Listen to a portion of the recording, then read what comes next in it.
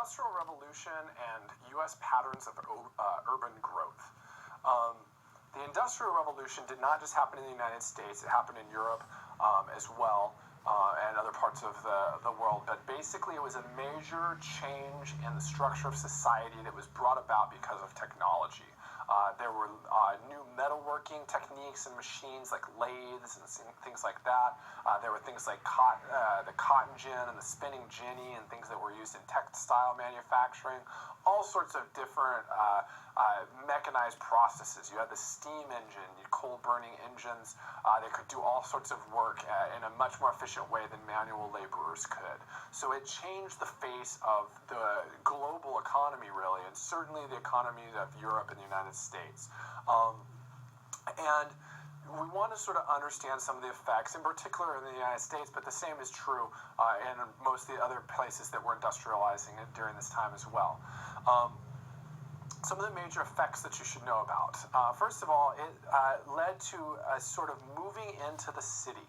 And prior to this, you had what were literally cottage industries, people living out in cottages throughout the countryside. And if you were a blacksmith, your son was probably going to be a blacksmith, and so was his son. And they sort of passed on trades through generations. And merchants would come pick up the goods, take them into the city, sell them, go back on the countryside to redistribute the money that they had made from the sale of the goods, etc.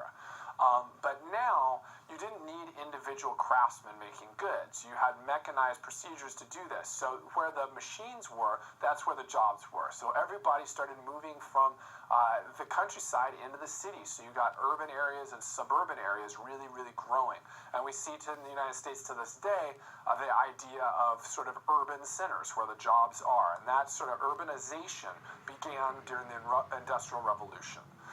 We also saw the growth and improvement of roadways, waterways, and also railways. There were so many goods being produced, you no longer had a regionalized economy. Before this, people would sort of trade with each other in this one region, and that was sort of regionalized. But now you could produce way more goods than just the people in that region need, so they're shipping goods out of that region to other regions. So you have an economy that's nationwide and even globalized. So you need to be able to ship those goods. So at the same time, you have things like the telegraph being invented. So you can now order something from California, and that they can put that thing on a train in New York, and it could take it to California. So you also see new interstate trade and commerce laws being passed and all sorts of things like that coming out of industrialization. And that shipping became very important. The roadways, the railways, the waterways that would allow people to ship those goods.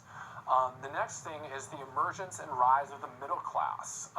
Prior to industrialization, the main way that you attained wealth was to own land. So if your family was landowning gentry or nobility or upper class, you would continue to have wealth based on that land you owned. And if you grew up poor and you didn't have any land, you're never going to get enough money to buy any land, so you were just going to stay poor. So you had upper class and you had lower class, and there wasn't a lot of social mobility. But now there were new ways to make money. You could get skilled labor positions in factories. You could invest in new technologies and make money that way. So there were ways to make money besides just owning land. And that led to the rise of this whole new class, the middle class. And now in the United States, most people are considered to be within the middle class. That's something that began in the Industrial Revolution, or because of the Industrial Revolution. And an increased dependence on foreign trade, we talked about. Because you were producing more goods than that region needed, you were dependent on shipping those goods to other regions and having perhaps other goods shipped into your region. One other thing that's not on the slide, but it's a good one to know for the exam, is the wage labor system came about because of the Industrial Revolution.